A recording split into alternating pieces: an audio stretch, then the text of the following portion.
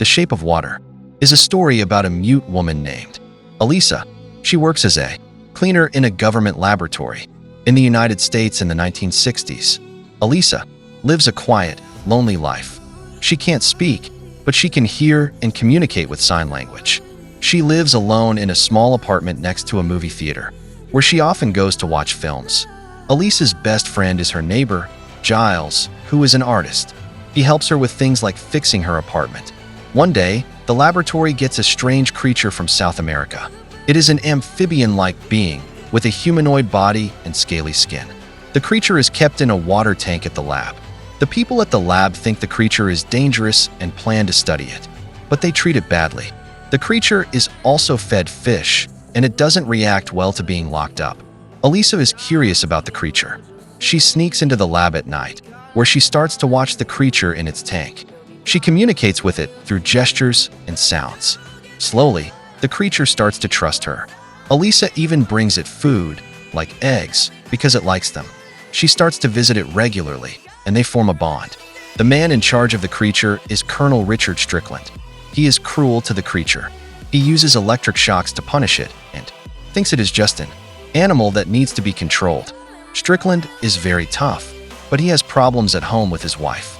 He is also trying to prove he is in control of the situation at the lab. Elisa does not like the way the creature is treated, so she starts to help it. She finds out that the government plans to kill the creature and do experiments on it. She becomes very worried, because she knows the creature will die if it stays in the lab. Elisa keeps visiting the creature, talking to it, and even playing music for it. One day, Elisa brings the creature a radio, and they start to listen to music together. Over time, she learns that the creature understands her more than she thought. They start to share a special connection. Elisa's coworker, a woman named Zelda, does not understand why Elisa cares so much about the creature. She thinks Elisa is wasting her time, but Elisa continues to visit the lab secretly. She starts to bring the creature small gifts and even learns to communicate better with it through gestures and her sign language. Elisa starts to care for the creature deeply. She talks to it about her life, and the creature seems to listen.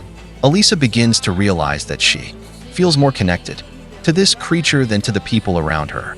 It becomes a form of love and understanding between them.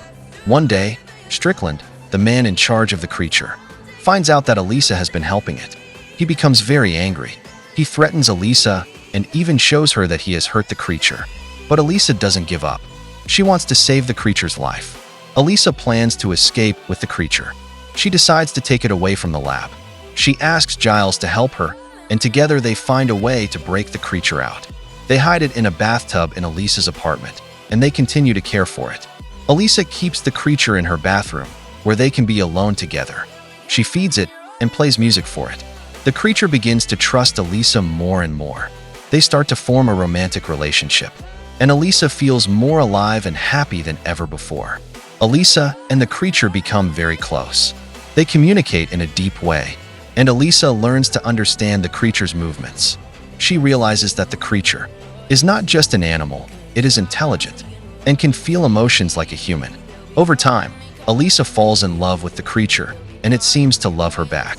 They share a bond that goes beyond just friendship or compassion. One day, Strickland comes to Elisa's apartment, looking for the creature. He threatens her, and it is clear that he wants to catch the creature and bring it back to the lab. Strickland is very determined to find the creature, but Elisa hides it from him.